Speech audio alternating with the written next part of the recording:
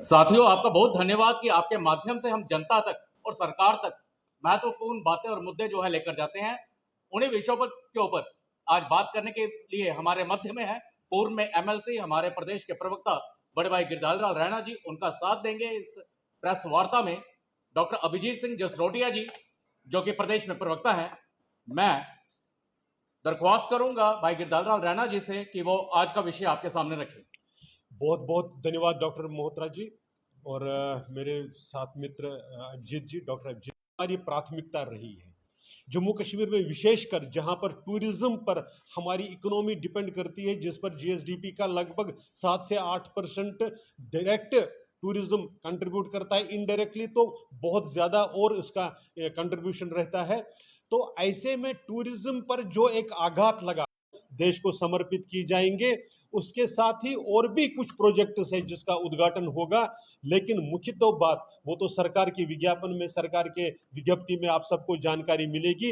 लेकिन मुख्य जो दो बातें थी कि टेररिज्म और टूरिज्म साथ साथ नहीं चल सकता, इसलिए वो सामने विषय रखेंगे। मैं अभिजीत जी से निवेदन करूंगा कि वो अपनी बात को आगे रखें। बहुत बहुत धन्यवाद आपका रैना साहब। डॉक्टर प्रदीप मोहत्रा जी भी हमारे साथ हैं।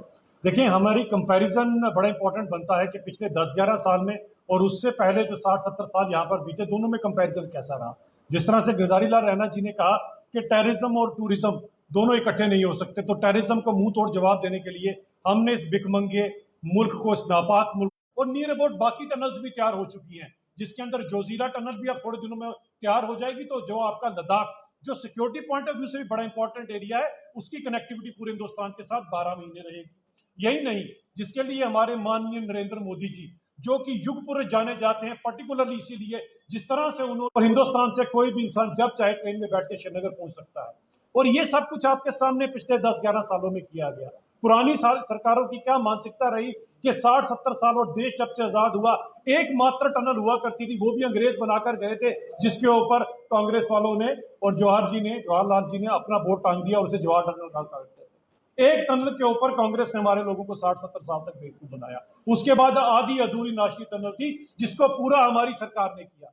इसके अलावा अगर आप देखें, 8 से 10 कौमी शाहरा के ऊपर टनल बनी है। और अगर आप ट्रेन की बात करें तो अनगिनत जो टनलों से होती हुई ट्रेन जो है वो पहुंचेगी कश्मीर के अंदर। और इसके बाद सभी कुछ वहां पर बदलेगा, क्योंकि ऑब्वियसली टूरिज्म तो बढ़ेगा ही, ट्रेड का बहुत बड़ा बेनिफिट रहेगा।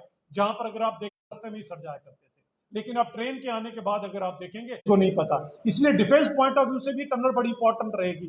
जब चाहेंगे हमारी टनल के थ्रू हमारी कोई भी जो डिफेंस इक्विपमेंट्स है वहां पर पहुंच सकते हैं। और यही टनल आगे जोजीला टनल को कनेक्ट करेंगे, तो उसके बाद लद्दाख का भी सारे का सारा डिफेंस पॉइंट ऑफ व्यू से भी चीजें बदल जाएंगी।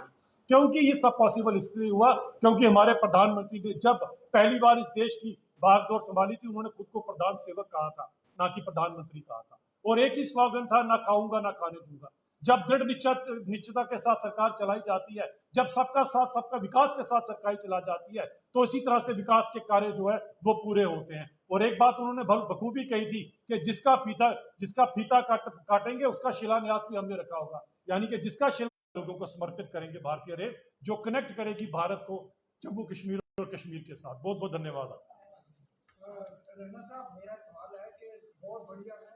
जनता पार्टी देख रही